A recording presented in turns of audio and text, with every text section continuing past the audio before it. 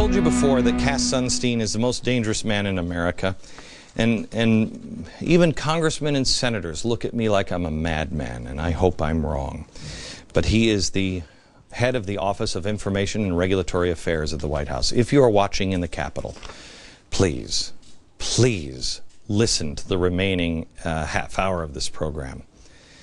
Because I don't think you have done your homework. I have.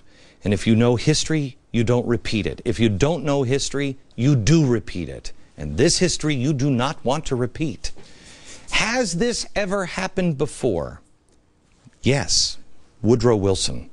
Sunstein is taking a page right from Wilson's playbook. And by the end of this episode, you are going to know why you do not want to even look at that playbook. The idea is simple. That the governing elite knows best. That's why they have all these czars and everything else, because they know best. They don't need to go to Congress. They don't need to listen to the people, because the people are uninformed and incapable of choosing what's best for them in society or for society on the whole. They just don't know. It's very complex. True public opinion is denied. Have you checked the polls on Arizona? They're doing it anyway. If you check the polls on healthcare, they did it anyway. If you check the polls on any of it, that they're doing anyway. True public opinion is denied. Alternate realities are created and presented then as truth. We call it propaganda. That's why nothing rings true anymore. Voices of opposition are discredited, intimidated, bribed, or eliminated.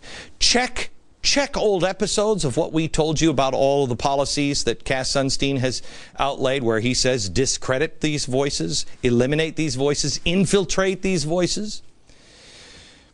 Progressives also look to use war or the moral equivalent of war, an economic crisis, a human rights issue, to push through their progressive agenda, which always includes the suspension of basic rights. You can never waste a good crisis, and the ends justify the means. That is Woodrow Wilson, and that is Saul Alinsky. They also view the Constitution as an organic document, outdated in its original form. It's open to modern interpretation. Wilson, I think, hated it. All right, so let's concentrate here. I hate this SOB. And the more you learn about this guy, the more you will too. This is the most evil guy I think we've ever had in office. 1916, Woodrow Wilson won re-election in part, large part, due to a commitment to keep America from entering World War I. One of his campaign slogans boasted, "He kept us out of war." There was a very strong anti-war sentiment in America at the time. Americans, if Americans favored a side, they would have gone with the Germans, because Germans were the largest ethnic group in America at the time. Most people weren't paying attention. The Germans were. Okay, so on the eve of asking Congress to declare war on Germany, yeah. Remember, he ran, "I'm not going to get us into war." It was about a month later. In fact, I got to give you the exact date here, because this is amazing. 1916, he was running for election. 1917, his inaugural address, March 4th, 1917, he said, "We're going to pursue peace, and even though we've been injured by the effects of war, we're not going into war." That was March 4th, 1917. April 13th, 1917, America goes to war, and he's got Frank Cobb. Frank Cobb, he's the editor of the New York World newspaper at the time, close friend and confidant of Wilson. He says these words, "We couldn't fight Germany and maintain the ideals of government that all thinking men shared." He said, Wilson, "We'll try it, but it'll be too much for us. Conformity would be the only virtue, and every man who refused to conform would have to pay a penalty." He thought the Constitution would not survive it, and that free speech and right of assembly would go. But he knew better than everybody else. See, Wilson needed to change public opinion. And change public opinion he did. I'll show that to you next.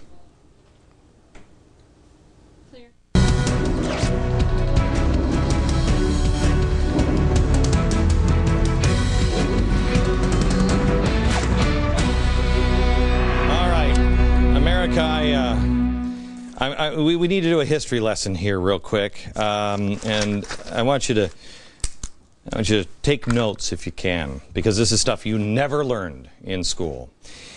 The problem, the emergency in 1917 was war.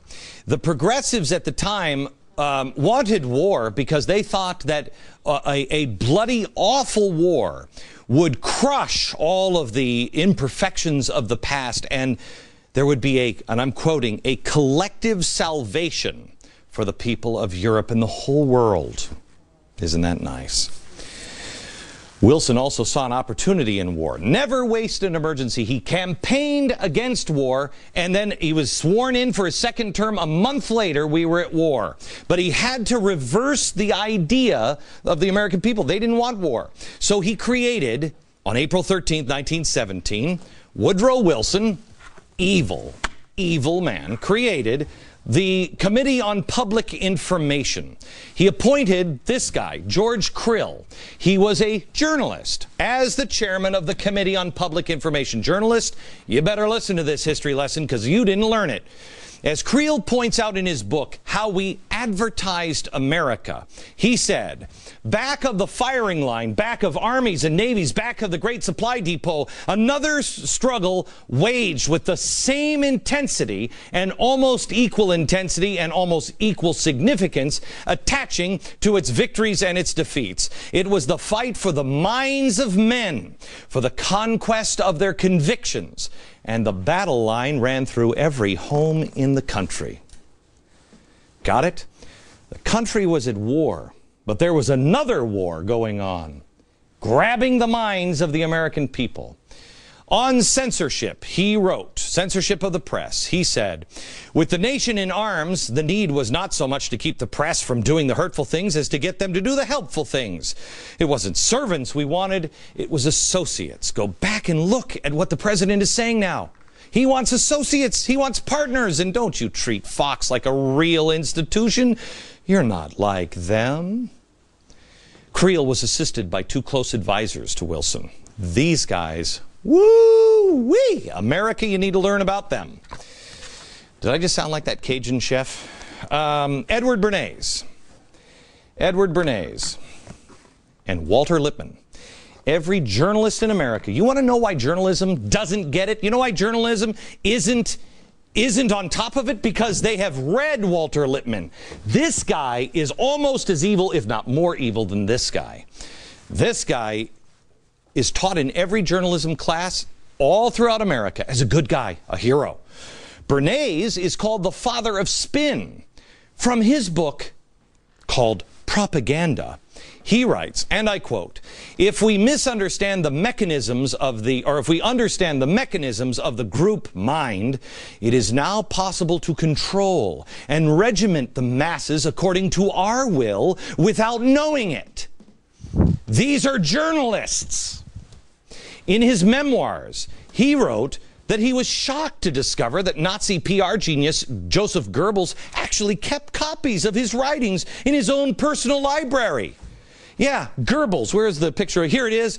Goebbels, in his library, had his theories, therefore helping to engineer the rise of the Third Reich. He said, quote, Goebbels was using my book, Crystallizing Public Opinion, as a basis for his destructive campaign against the Jews of Germany. This shocked me.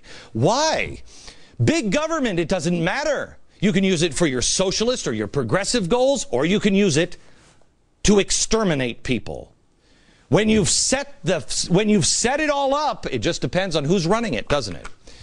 Of the CPI's war effort, Bernays writes in Propaganda, quote, it was, of course, the astounding success of propaganda during the war that opened the eyes of the intelligent few in all departments of life to the possibilities of regimenting the public mind. It was only natural after the war ended that intelligent persons should ask themselves whether it was not possible to apply a similar technique to the problems of peace.